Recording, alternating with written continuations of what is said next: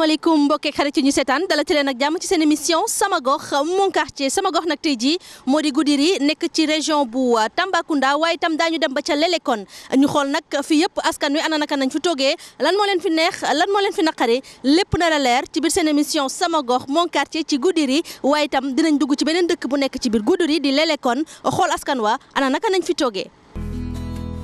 sama gox. sama gox. sama gox. sama gox. sama gox. sama gox. sama gox. sama gox. mon quartier. sama gox xam gën di xam. sama gox mon quartier. sama gox. sama gox. ku ñàkk gën a am. sama gox. li ma neex ak li ma naqari na may dundee ca diwaan ba.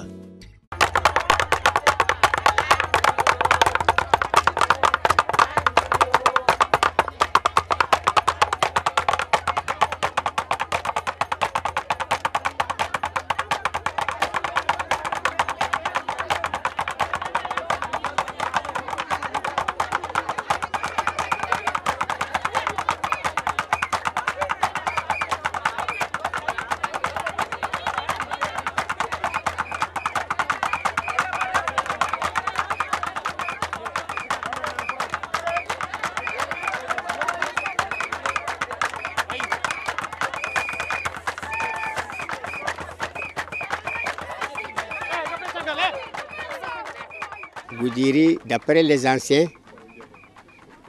c'est un village qui bouge, qui remue, donc qui est en activité. Amna benen dëkk bi nga xamé mu ngi situé à environ 10 kilomètres au sud. Mu ngi tudd Goudiri Wuro. C'est l'un des benn dëkk bi nga xamé moo jëkk sos Goudiri Gare. C'est pourquoi quand Goudiri Gare, pour d'ailleurs différencier ñaari dëkk yi, ñu ne Goudiri Wuro ak Goudiri Gare parce qu'il y avait la gare du chemin de fer. Bu loolu passé, Goudiri mu nga nekk à 579 km de Dakar et à environ 114 km de la capitale régionale Tambacounda. O wi tagi ɗo ne wiye Lelekone ko mawɗo amen ari sinci ɗo wiimo Lelekone on wiyete ko Amadou Ban ko on sinci wuro ngo o inniringo Lelekone joni noon alhamdulillahi rabbil alamin Lelekone firti ko gure cosaan andi hunde fof ina waɗi ko innitirte eyyi Lelekone noon ko inde andi wiide inde andade pour so neɗɗo faami sa firi ɗum sa ari ɗon alhamdulillahi ndox mu sell doon lu jafe loolu ci yenn dëkk ci biir Goudiri askan wat ci ay teen la ñuy naan donte ni nag yenn doomu dëkk bi tàmbali nañ fa def ay château d'eau. ndox bi su nekk kii daa mel ni xonk quoi. caɗeele maggo ko ndiyam ɗam woni premiére min ngala ndiyam amen nde woynu kondu sinci ɓuri duuɓi sappo koye min ƴogoy tan ko woyndu ladde ko ladde min ƴogata hakke kiloji ɗiɗi pawɗi ndunu woyndu kadi nde asete min jahata min ƴogoy ko nokku nanɗa ne wiye Wuro Dawda ko ha to min jiggoytono ndiyam min ɗon ɗo min gadda joni noon ha Allah waɗi jaam nde worɓeele ɓe jeehi ɗanni jeehi ladde ɓe puɗɗi asde ɗo boyli hankadi boyli ɗi ne gasire seeɗa seeɗa ɗi gasire seeɗa seeɗa haɗi daroyi ɗo e mataw jeeɗiɗi woyndu ɗi fof ko worɓe ɓe gasi ɗum probléme ndiyam ɗam ko boyli min jogui sona nan juuɗe ma poɗɗa yaltata ko ma cafa ɗum ko probléme andi debbo wiyeɗo yo safu yara ene muusi alhamdulillahi noon mi waɗi a yakare ɓaade wiyama forage min ɗamminima hankkadin ɓaade min jii on min jetti Allah miɗen jetta on alhamdulillahi parce que boo bokkoon na ci suñu ay jafe-jafe léegi nag comme def nañu pose première pierre bi yaakaar naa bientôt lu ñu doon jooy pour ndox mu deñ parce que jigéen yi sonnoon nañu trop dégg nga jigéen bi wax léegi nee na teelu yeewu dem rooti fóot boole ci togg fóot metti na trop léegi nag suñu amee ndox moomu wala ngaa na ci biir 4 à 5 villages alhamdulilah seen coono dana wàññeeku. am nañu benn forage bi nga xamee presque mu ngi servir Goudiri localité ak juróom benn dëkk environnant qui sont presque à environ soit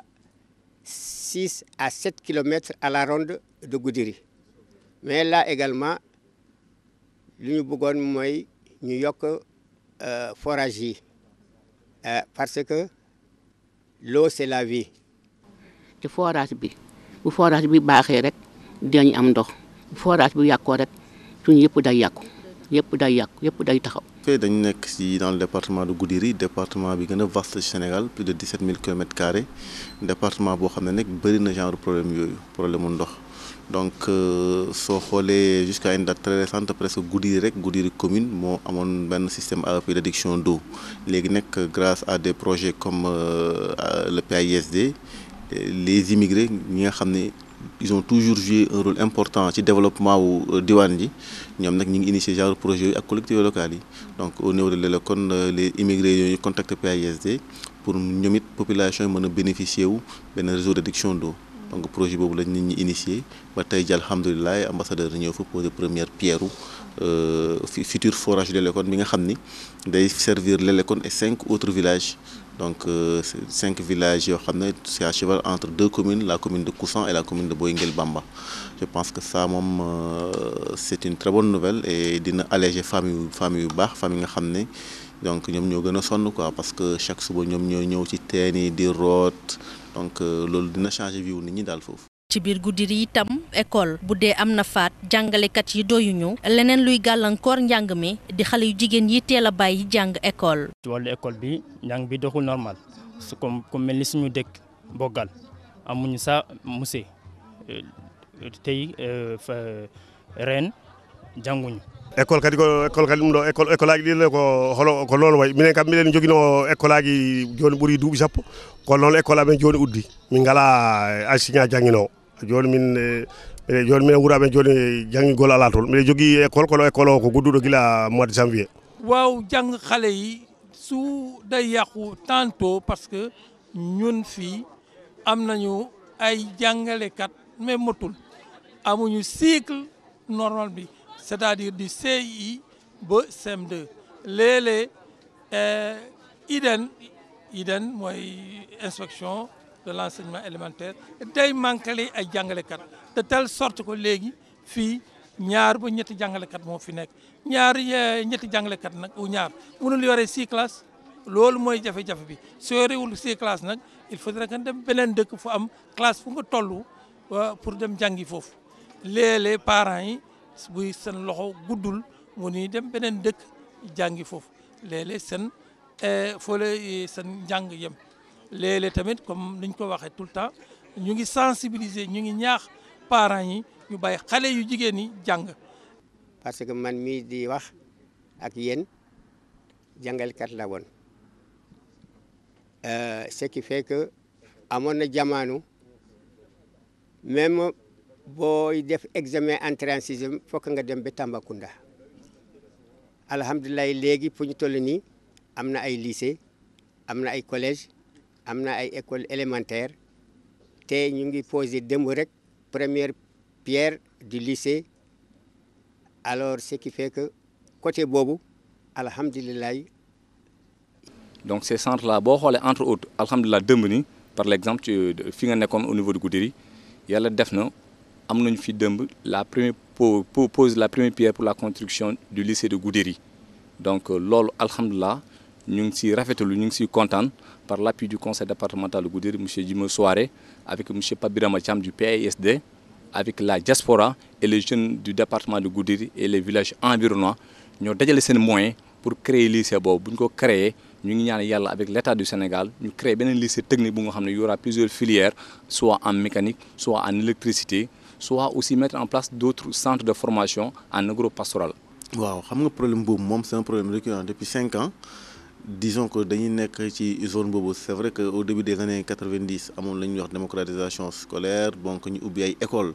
un peu partout dans des villages mais bon au fur et à mesure nag jàngalekat yi nag dafa commencé manquer da ngay dem ci benn village boo xam ne bon école bi am na fa jékki-jékki ñu tëj ko faute d'enseignants wala village yoo xam ne day am au moins 6 classes. jékki-jékki lay wax ni 6 classes yooyu benn wala ñaari enseignant rek moo ci nekk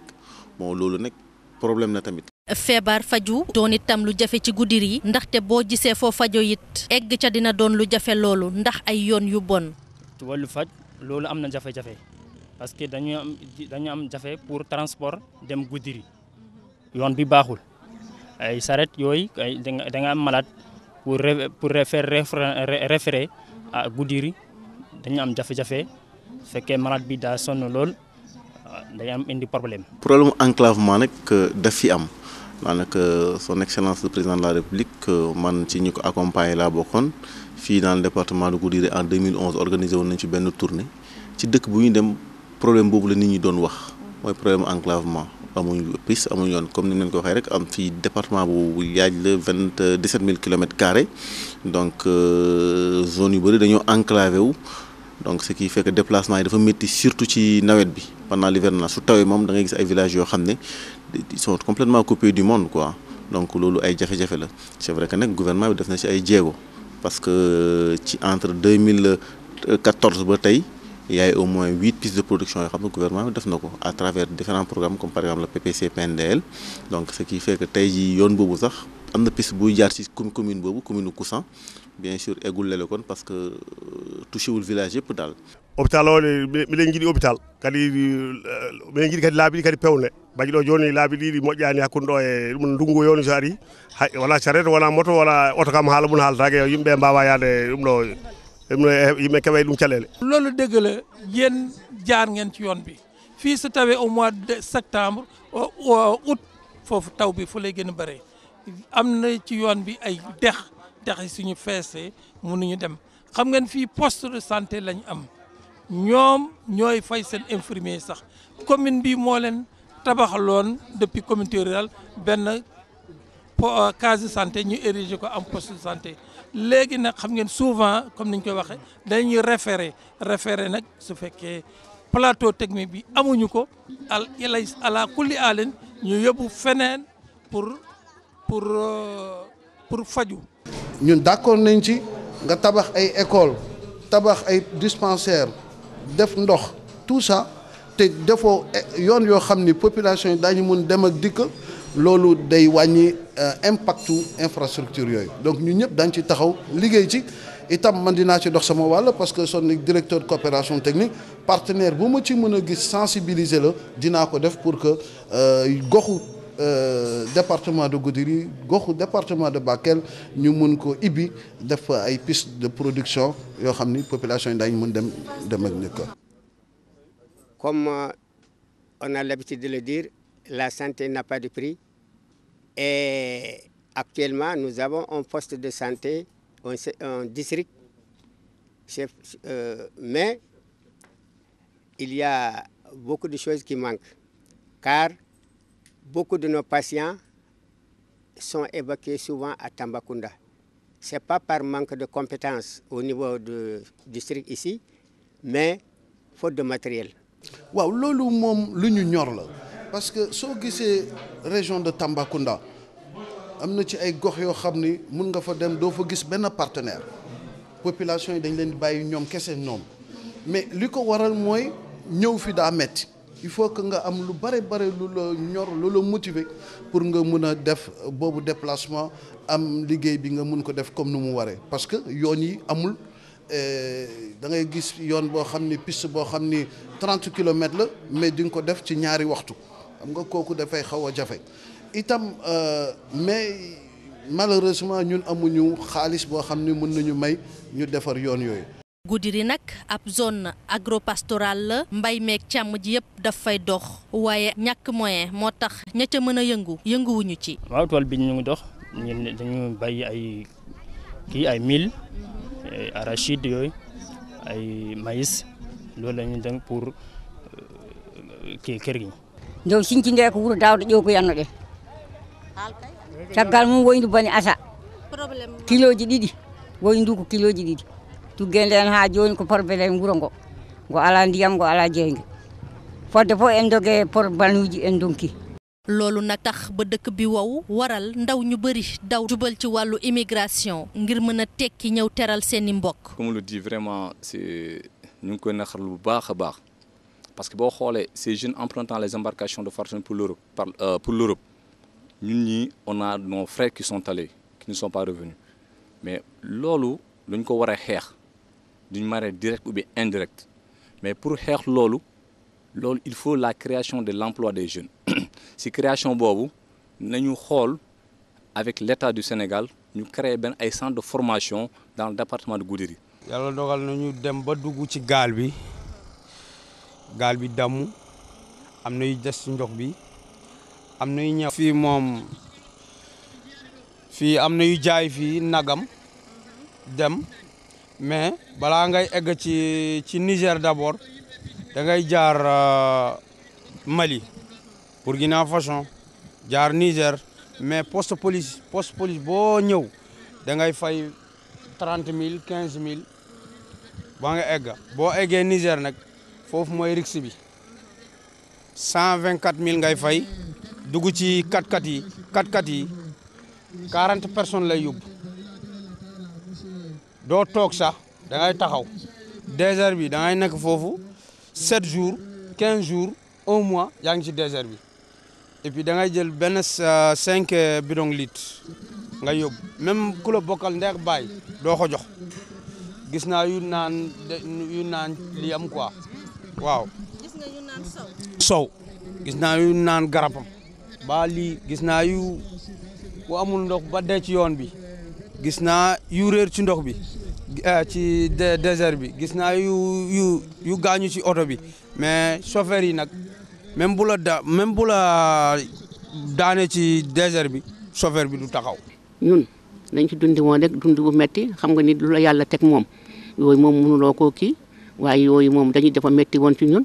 am na ñoo xam ne dañuy am seen ñaari doom baa ñu am benn doom bi jékki-jékki boo gisee say morom di dem di indi di defar këram yow amoo dara yow tam il faut que nga jékki-jékki dem boo demee am na ñoo xam ne yàlla def leen di defal wërsëg am na ñoo xam ne tamit yàlla xam doy na. waaw xam nga phénomène immigration moom dañu nekk ci zone boo xam ne c'est mën nañu wax daanaka c'est culturel dans les années 60-70 après les grandes périodes de sécheresse il y a eu une grosse vague de départ ñun ñëpp suñuy parents ay immigrés lañ man mi personnellement j'ai vécu à l'étranger donc parce que modèle de réussite sociale bi sax c'est l'immigré moom mooy ñëw tabax moom mooy ñëw yóbbu yaayam màkk moom mooy donc ce qui fait que nit ñi immigration rek lañ gis quoi donc yàlla fait aussi que bon da ngay xool sur toute la région da ngay jóge Bakel traversé Goudiri dem ba Tamba benn société rek moo fi nekk mooy Servitex Goudiri amul benn société amul benn industrie donc ce qui fait que bon jeunes yi nekk certains ne sont pas bien formés donc ce qui fait que ñoom solution bi ñu am mooy immigration donc de 2014 depuis à partir de 2014 y a une beneen vague de départ gars yi doon jaaree Libye pour dem Italie donc Goudiri vraiment persi ay xale yu bëri fii village yi nga xam ne touché wu leen bëriwul y a au moins une centaine de morts ak des disparus ñoo xam ne kenn amul seen nouvelle. yoonu immigration nag di yoon bu metti ne lu ne xale Goudiri daal dinañu ko ci daj ne ci fàttali région bu Tambacounda moo ëppoon ñu dem ca Libye ci ay chiffres yu leer. danañu def aussi pour ku noppalu mun am yeneen activité muy yar ay ganaar parce que jigéen ñi xam nga dëkk yi jigéen képp koo gis am na ay ganaar mun nañ ci boole yar ganaar nag ki ko yar tamit mun nag ci biir bi dana fees mun nga ci am ay nen yi ngay jaay mun nga ci rey lekk. dañuy dégg ay ci rumeur yi rek am nañu financement am nañu lii mais dara sotugul ba léegi. dañuy am ay hectares 15 hectares la ñu am fii benn ñett association moo nekk fii mais association ku ne am na 20 hectares pour ñu mun a béy ñu toog fii ñu liggéey mais ba léegi amuñu financement. waaw mais man depuis 2014 jusqu'à présent damay traiter waa département Goudiri jeunes yi ñu liggéey fii moo am lépp am na suuf am na lépp mais financement la ñu xaar ci l'état bi pour ñu jàppale ñu ay machines yooyu. tracteur pour ñu mun a béy fii quoi xam nga béy cosaan bi loolu du béy léegi am nañu ay suuf bu baax loolu la ñu xaar non mooy indi ay fas béy lii fas xam nga fas mënul béy buy hectares yooyu ay 15 hectares ay 20 hectares il faut machine bokk ci hectares yooyu il faut nga am ay tracteur ñu mun a béy mu mun a jàppale nga béy mais ba léegi jusqu'à présent dañuy dëgg rek ci rumeur yi am nañu financement immigré yi ressortissants am nañu financement ba léegi man gisuma. balaa loolu lu ma leen di wax dem leen di wax ni sama commune moo gën a am perte en vie humaine ci demu Libye bi di dem fee man mi di wax ni temps yi rek dégg naa suma benn jarbaat gaañu na foofu. dund bu metti parce que boo amee sa ñaari doom wala sa benn doom bu mag am jabaram bàyyi fii jabaram am na ñoo xam ne dem nañu fekk jabar jaa ngi ëmb am na ñoo xam ne dañu génn néeg rek dañu sëy rek daal di génn dem loolu nag li koy def xam naa ba léegi ñàkk déggoo bi rek la suñu amoon ay projet yoo xam ne dañuy dimbal xale yi ci mbéy mi wala ci njaay mi wala si leneen dina baax mais fii boo nekkee fii fekk tukki woo daal beneen affaire la parce que ñii tukki ñoom ñooy indi bu ñu indee tamit li ci gën a bare seen bopp rek lañ koy defal moo tax ñeneen ñi tamit di am xol pour naan dañuy dem uti. Nous, au niveau du conseil départemental, avec les immigrés, on est dans un projet de construction de lycée avec l'aide du PAISD. Ambassadeur bi keroog barki démb la ñëw poser première pierre au lycée bi donc bëgg nañ tamit un centre de formation pour les métiers agro-sylvo-pastoral donc ici au niveau du département de Goudiri pour mën a former xale yi mën a jël seen destin en main. dañuy yëngu ci ay mbéy dañuy doon defar suñu jardin am na 2 hectares ak lu tegu dañuy defar supame def légume daal yëpp la ñuy def ñun def ñebbe def yëpp ci jardin bi. loolu xool nañ ko. tey lépp loo gis ci département Goudiri alhamdulilah c'est grâce aux immigrés moo tax ces jeunes là aussi qui ont emprunté les embarcations de fortune pour l'Europe bëgg nañu dem bu ñu tekkee ñu defal dëkk bi des fois dama ko doon wax l'État a beaucoup fait l'État a fait mais bu ñu sañoon État fait de plus parce que da ngay dem dans des villages à 70 kilomètres à 100 kilomètres de Goudiri nga fi gis ay terrasses vraiment loolu sant yàlla la donc aussi ñu ngi jaajëfate di remercier nos frères nos parents et nos sœurs ñu nekk ci diaspora bi di jàppale xale yi. association des rapatriés de Libye nekk fii association bi tey au moins am na plus de 300 membres donc délégation des Sénégalais de l'extérieur ñëw na Tamba fii organiser fi ay CRD ay rencontres donc nuñ ci suñu bopp jëloon nañ initiative ak ñoom organiser benn forum pour échanger ci question yooyu sensibiliser leen mais comme ni ñu ko waxee rek la solution c'est vraiment développer l'éducation développer la formation et créer ay conditions de développement fii on est dans une zone bi nga xam ne c'est une zone agro-sylvo-pastorale donc jeunes yi généralement surtout ñi nga xam ne ils ont une formation sommaire ñoom bëgg nañ yëngatu ci domaine yooyu quoi. am nañu ay jafe-jafe parce que fi mu nekk nii suñu jardin bi tamit dafa xaw a am problème mais daanaka dinañ doon béy fi mu nekk nii jigéen ñi dañuy yëngatu macha allah. ñun xale yi suñu jafe-jafe ci dëkk bi entre autres lu si gënoon metti mooy l'emploi des jeunes ok si naka parce que boo xoolee tey l'emploi des jeunes comme on le dit dañoo ne des plus souvent état moo war a créer emploi mais dañoo ne l'état ne peut pas créer emploi mais l'état parce que l'état n'a pas la vocation de créer des emplois mais l'état mun na dimbali entrepreneurs yi pour la création des emplois parce que le plus souvent au niveau de Goudiri les jeunes là chôment amuñu liggéey donc lu ñu bëggoon si loolu nañu am ay alternatives ak solution yu nga xam ne jeunes bu ñu xëyee dañuy dem liggéey bu ñu ñëwaatee aussi ñu mun a si liggéey boobu ñu am seen teraanga. tey ji nag bu askan wa mënee féex tuuti dafa fekk ne ñenn ci doomi dëkk bi màngaani feneen dañoo dellu si bokk ak seeni mbokk la ñu am loolu yëpp ci ndimbaluk PAISD ma fa taxaw di jàppale immigré yi ngir ñu nag mën a matal seeni mbëbët. programme bi dañ ko commencé woon pour defoon ko mu waroon durer ñetti at 2006 ba 2009 yàlla def na boobu ba tey saa yu jeexee partenaires yi wax ñi nañ ko continuer waat ñu sant ci yàlla bu baax a baax. léegi am na fonds spécial boo xam ne Union européenne daf ko mettre en place gouvernement français jël na dossier PSD en tant que pays membre de l'Union européenne pour présenter ko te ñu ngi ciy xaar xaalis bu takku ci fii rek mois de septembre donc ñaari programme yooyu daañu mën a daje et gën a yokk suñu doole pour que ñu mën taxawu askan bi ci ni mu waree. parce que ñun dañuy yaakaar ni tabax école tabax poste de fajukaay tabax ay jàngukaay baax na mais du doy mais doyul parce que aussi xale yi foog ñu wutal leen fu ñu yëngatoo création emploi xam ngeen ni nu mu préoccupé gouvernement bi ak président de la République aujourd'hui ñun dañuy defar dans notre programme benn volet spécial boo xam ni mooy pour jàppale doomu Sénégal yi nekk France ci ñu ñëw investir ci Sénégal et ci wàll boobu dañuy sukkandiku ci seen association yoo xam ni di nga ci gis yenn saa yi ñu am ñetti junne membre ñu ne leen ku nekk na joxe na jënd ay action pour ñu mën a créer ay sociétés d'investissement ci wàll boobu laa joxe exemple Diawara lu tolloog ñetti junne ñu ngi nekk di liggéey ak ñoom pour que ñu créer foofu benn exploitation agricole bu mag bay fa mboq ci wetam ñu def aussi benn usine buy transformer mboq bi ñu am ci cere mboq am ci aussi aliment buy dundal